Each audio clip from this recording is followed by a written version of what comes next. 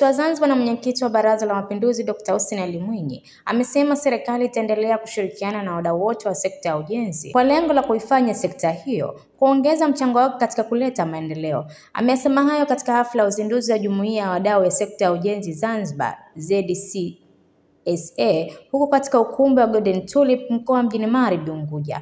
Rais Dr. Mwinyi amesema kuwa sekta ya ujenzi Zanzibar imeandika historia mpya ya kuleta mashirikiano na serikali katika kuleta maendeleo ya nchi. Amesema serikali inatambua changamoto zilizopo na kuhakikisha kuzifanyia kazi changamoto zilizopo na zitakazojitokeza zaidi ya hapo. Aidha, serikali imejenga barabara za kisasa katika maeneo mbalimbali ya mijini na vijijini kote Unguja na Pemba. Hatua hii inadhihirisha jinsi sekta hii ilivyo muhimu katika utekelezaji wa mipango ya serikali na pia jinsi sekta hii inavyozidi kukua hapa Zanzibar. Napenda kuwapongeza kwa hatua hii muhimu ya kufikia uamuzi wa kuanzisha jumuiya inayolenga kuwaunganisha wadau wote wanaoshiriki katika shughuli za ujenzi kwa njia moja ama nyingine. Ni dhahiri kuwa taasisi hii itakuwa ndio chombo rasmi cha wadau wetu kuwasilisha ushauri, mapendekezo na changamoto zenu kwa serikali kwa sauti moja. Ndugu wadau wa sekta ya ujenzi, kwa hakika sekta ya ujenzi Zanzibar inaandika historia mpya ya kuleta ushirikiano na serikali katika kuleta maendeleo ya nchi yetu. Tukio hili la uzinduzi wa jumuiya kunaleta fursa ya kuunganisha mawazo na mijadala baina ya sekta binafsi na serikali katika kupeana ushauri wa kitaalamu na kutatua changamoto zenu kwa maslahi ya nchi yetu. Napenda nikupongezeni sana kwa hatua hii muhimu kwa maendeleo ya sekta ya ujenzi hapa nchini. Napenda nikuhakikishieni kuwa serikali itaendelea kushirikiana na wadau wote wa sekta ya ujenzi ili sekta hii izidi kuongeza mchango wake katika kuchochea maendeleo ya nchi yetu. Nimezisikia changamoto zenu zilizoelezwa kwenye risala. Napenda kuahidi kwamba serikali itazifanyia kazi changamoto zote zilizoelezwa na zitakazojitokeza baada hapa katika kuzitatua ili kukidhi malengo ya uanzishwaji wa jumuiya hii. Kulikuwa kuna changamoto ya ukosefu wa mitaji. Napenda kuwaelekeza uongozi wa Wizara ya Ujenzi pamoja na bodi ya wakandarasi kuwaunganisha watendaji wa jumuiya pamoja na taasisi za kifedha kwa ajili ya kupata mikopo, lakini vile vile kama ilivyoshauriwa hapa, ni muhimu tuangalie namna ya kuweza kuunda mifuko mbalimbali ya kuwasaidia wadau wa sekta hii. Kwa upande wa ushiriki katika kazi zinazotekelezwa na wakandarasi wakubwa au wakandarasi wageni, natumia fursa hii pia kuielekeza Wizara ya Ujenzi pamoja na bodi ya wakandarasi kukaa na jumuiya ili kuja na utaratibu mzuri wa kuweza kufanya kazi kwa pamoja ili kujenga uwezo wa kampuni za ndani. Kwa upande wa ombi lenu la kupatiwa eneo kwa ajili ya ujenzi wa ofisi za jumuiya, na ombi hili limesema mpatiwe mara moja bila kuchelewa. Napenda niahidi kwamba ombi tumelipokea na tutalifanyia kazi muweze kupata kiwanja mara moja.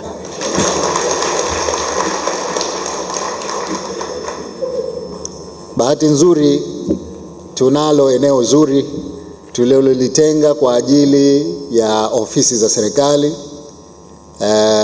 Baraza la Wawakilishi, lakini vile vile tumeweka eneo kwa ajili ya taasisi za serikali. Pamoja na kwamba hii sio taasisi ya serikali, ninaona umuhimu wa kuipa nafasi kuwepo pale.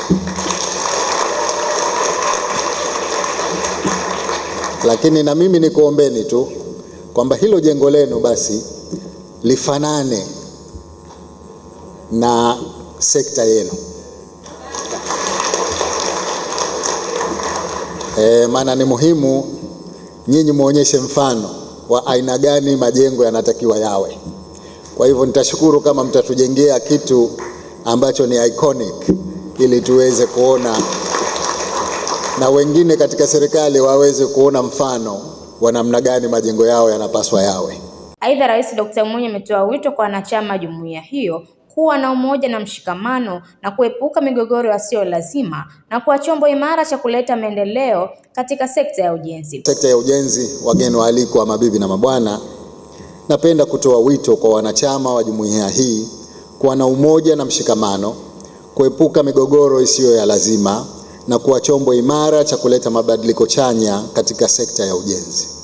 Mna wajibu wa kuendelea kushirikiana na serikali katika kuleta mapinduzi ya kimaendeleo kupitia sekta ya ujenzi kwa kuzingatia viwango vya ubora, muda wa kukamilisha kazi na gharama sahihi za ujenzi. Nayasema haya kwa sababu natambua umuhimu wa sekta ya ujenzi katika uchumi wetu. Ukiangalia ukuaji wa uchumi wetu, sekta ya kwanza ni sekta ya utalii. Ya pili ni sekta inayohusika na masuala ya ujenzi. Na hivi karibuni, kwa kasi tunayokwenda nayo kwenye masuala ya ujenzi, nadhani inaweza ikaja ikaivuka sekta ya utalii. Nasema hivyo kwa sababu hakuna kitu ambacho hakijengwi sasa hivi. Iwe viwanja vya ndege, iwe bandari zetu, iwe barabara, iwe skuli, iwe hospitali, alimradi kila pahali panajengwa. Na kwa awamu ijayo, kama alivyosema waziri hapa, mpango ni kujenga zaidi kuliko hapa. Sasa nakubaliana na nyinyi kwamba ni vyema na sisi Wazanzibari tusije tukageuka kuwa watazamaji. Ni lazima tuweke utaratibu mzuri wa kuhakikisha tunashiriki kikamilifu. Sasa katika kushiriki kikamilifu tunahitaji kujenga uwezo, tunahitaji kuwezeshwa kimitaji, tunahitaji kuwa na sehemu ya miradi hiyo mikubwa inayofanywa na kampuni kama local content. Kwa hiyo lazima sheria zetu zikae vizuri.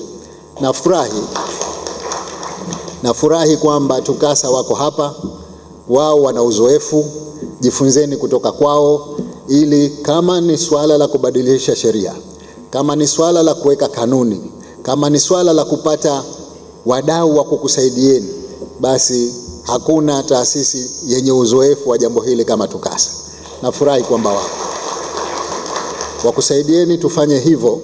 Mimi binafsi ningependa kuona wao wanasema wameweza kuinfluence mabadiliko ya sheria kwamba kule bara mradi chini ya bilioni 50 ufanywe na watu wa ndani. Tunaweza kwa Zanzibar tusianzie hapo kwa sababu bilioni 50 ni kubwa kidogo kwa kampuni zetu. Lakini lazima tuanze sehemu. Haiwezekani tukawa tunajenga skuli ya ghorofa moja au mbili akajenga mtu wa nje. Sasa hapa tunayo miradi midogo mingi ya bilioni 10, 15. Hiyo ni lazima tuhakikishe wanajenga watu wa ndani. Lakini vile vile kama alivyosema mwenyekiti wa TUCASA kwamba isije ikatokea sasa wazawa wakapewa kazi alafu akawa ndio sababu ya kuharibu kazi. Kwa hiyo pamoja na kuwatetea kupata kazi, nyie muwe wa kwanza kuwakemea watakao kuwa wanaharibu kazi. Tukilifanya hili hakutokuwa na ugomvi, na tutahakikisha kwamba zile kazi zote ambazo ziko ndani ya uwezo wenu wanapewa wakandarasi wa ndani. Napenda kuhitimisha nasaha zangu kwa kuchukua fursa hii kuwapongeza wadau wote wa sekta ya ujenzi kwa kuhudhuria kwa wingi katika shughuli yetu hii ya leo. Kwa mara nyingine tena, napenda ni kuhakikishieni kwa serikali itaendelea kuweka mazingira bora ya kazi kupitia sera na kanuni zinazowezesha sekta hii kukua kwa kasi na kwa manufaa ya wananchi wote. Wakati wote serikali ipo tayari kusikiliza maoni yenu, changamoto zenu na mapendekezo yenu kwa lengo la kuboresha zaidi sekta ya ujenzi hapa Zanzibar. Baada ya kusema haya, sasa napenda kutamka kwamba jumuiya ya wadau wa sekta ya ujenzi Zanzibar imezinduliwa rasmi. Asanteni sana kwa kusikiliza. Akisoma risala kwa niaba ya jumuiya ya wadau wa sekta ya ujenzi Zanzibar, mwenyekiti wa ZCSA Said Omar Fakir ameeleza kuwa sekta hiyo imeanzishwa kwa lengo la kuimarisha ushirikiano kwa sekta ya ujenzi ili kuwa na sauti moja na kushirikiana vizuri zaidi na serikali katika kuendeleza sekta hii. Lengo mahususi ya jumuiya. Jumuiya ina malengo mengi, lakini tumejaribu kuangalia yale ambayo ni mahususi na ambayo yataweza kuonekana mara moja. Kwanza ni kukuza ushirikiano na kuhimiza ufanisi miongoni mwa wanachama. Pili ni kuunga mkono mambo yanayohusu maslahi ya jumuiya katika tasnia hii ya ujenzi. Pia kushirikiana na serikali na wadau wengine katika kuhakikisha ubora wa kazi za ujenzi na uwajibikaji kwa wadau mbalimbali. 4, kusaidia wadau wa ujenzi katika kupata fursa mbalimbali ikiwemo za zabuni, mikopo na mitaji katika masuala haya ya ujenzi. Na hapa naweza nikashajihisha kidogo kwenye hizi zabuni. Mara nyingi tunapoona tuna miradi mikubwa inatokea, wanaoweza kupata ujenzi wa haraka ni makampuni makubwa ya nje ambayo mara nyingi yanakuwa na vifaa vya kutosha. Sasa hapa wadau wa ujenzi na kwa kupitia jumuiya yetu kuna zile kazi ndogo tunaita subcontract. Tunataka kuhakikisha kwamba zile ziwasaidie wanajumuiya wetu kuweza kupata kazi za ujenzi na hata usambazaji wa vifaa kwa wale wasambazaji, na hii itasaidia katika kukuza ajira kwa watu wetu na wananchi kwa jumla. Kukuza utendaji wa haki na uadilifu katika kazi zao miongoni mwa wadau wa sekta ujenzi. Kuwa wakilishi wa wadau wote wa ujenzi katika majukwaa ya kitaifa na kimataifa. Mnajua sasa hivi duniani teknolojia inabadilika sana. Kwa hivyo tunapaswa tuhudhurie katika vikao mbalimbali vinavyohusu ujenzi, na hii kuwa na jumuiya itasaidia na itakuwa wepesi kwetu kupata mialiko na kuweza kushiriki na kuweza kwenda na teknolojia ya sasa hivi katika dunia, hasa katika masuala ya ujenzi. Na hata wakati mwingine baadhi ya wadau wale ambao ni wanajiona pengine hawana uwezo wa kusafiri na nini, lakini jumuiya hii itasaidiana na serikali kuweza kuwapeleka na kuweza kujifunza katika maeneo mbalimbali. Changamoto ambazo zinatukabili. Mheshimiwa mgeni rasmi, pamoja na juhudi zako na pamoja na upya wa jumuiya ukieleza changamoto utaona jumuiya inazolindiwa leo lakini tayari ina changamoto.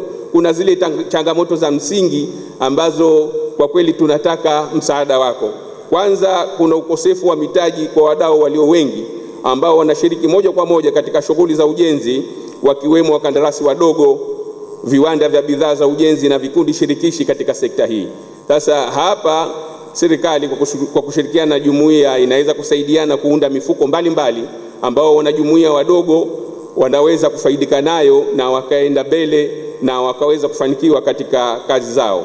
Pia kukosekana kwa mikakati madhubuti inaweza kuwashirikisha wakandarasi wazalendo na wadau wengine wa ujenzi katika miradi mikubwa inayotekelezwa na wakandarasi wakubwa hapa nchini. Hiyo nimeieleza hapo mwanzo, lakini pia hapa wale wakandarasi wetu wa ndani, nafikiri sheria zitaweza kubadilishwa tukishirikiana ili ziweze kujumuisha wakandarasi wadogo 3, 4, 5 mpaka 6 mpaka 7 wakafanya kazi iliyo kubwa, na baadaye wakaweza kupanda chati na wao wakawa wakubwa, na badala ya kutegemea wakandarasi wa nje tukawategemea wakandarasi wa ndani moja kwa moja.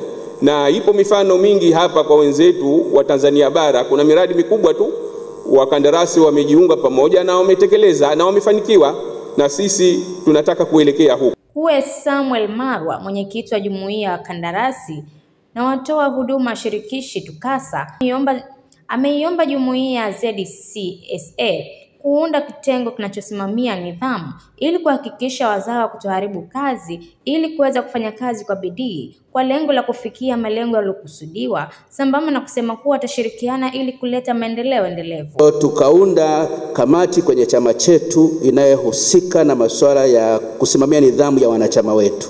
Kwa ni vizuri naye mheshimiwa mwenyekiti muwe na kitengo kinachosimamia nidhamu ili isituharibie sisi wazawa kwamba tukipewa kazi hatufanye, ili tuweze kuwasimamia. Kwa hiyo sisi hatuna uwezo wa kuadhibisha, lakini tunawaita, tunawaambia mnatuharibia chama. Kwa hiyo kama ni ni kazi ambayo inamshinda. Wakati mwingine tumetumia tukishirikiana na baadhi ya mabenki kwamba kazi hii inaenda kukwama na inaenda kutuharibia jina. Kwa hiyo tunaikamata, alafu tunafanya kwa pamoja ili iishe, alafu tutajuana na yule mwenzetu ili angalau sisi tuonekane kwamba wazawa tunaweza kufanya, tusibaki tu kupiga maneno, lakini pia tufanye na kazi ili ionekane, ili tunakotaka kwenda tuweze kwenda. Kwa hilo mnaweza mkalichukua kama ni mtaona ni bora mweze kulifanyia kazi katika chama chenu. Jambo lingine, tunafanya mafunzo mbalimbali ya namna ya kusimamia mikataba tukishirikiana na wadau mbalimbali. Kwa mfano sisi tumeungana na baadhi ya mashirika ya nje yanayofundisha mambo ya contract management. Kwa hiyo tunatoa mafunzo haya kwa wanachama wetu, na pia tunakuwa na ziara za mafunzo ambazo tunafanya hapa nchini na nje ya nchi. Nimeona baadhi ya wanachama wetu wa TUCASA wako hapa, na hilo wanaweza kukubali kabisa kwamba tunakuwa na ziara hizo, na zimesaidia sana kuonyesha namna ya kusimamia miradi. Kwa hiyo Mheshimiwa mgeni rasmi, sisi kama TUCASA tunawapongeza sana chama hiki kipya cha Jumuiya ya Wadau wa Sekta ya Ujenzi. Kwa hiyo kwa niaba ya TUCASA ninatoa mwito wa ushirikiano wa karibu kati ya makandarasi wa Tanzania bara na Zanzibar katika kuimarisha jumuiya hii mpya ya wadau wa sekta ya ujenzi. TUCASA tuko tayari kutoa ushauri, uzoefu na ushirikiano wa kiufundi ili kuhakikisha umoja wa makandarasi Zanzibar unakuwa na mifumo madhubuti ya uendeshaji, ya uwajibikaji na maendeleo endelevu. Kwa upande wake, Waziri wa Ujenzi, Mawasiliano na Uchukuzi Zanzibar, Dr. Khalid Salum Mohamed, ametoa shukrani zake za dhati kwa Rais wa Zanzibar na Mwenyekiti wa Baraza la Mapinduzi kwa maendeleo anaendelea kuyafanya kwa kuimarisha miundombinu ya ujenzi katika sekta mbalimbali hapa Zanzibar. Rais, niseme ukweli, haya ndiyo tunayoyashuhudia katika nchi yetu. Vision yako, maelekezo yako yametufikisha hapa.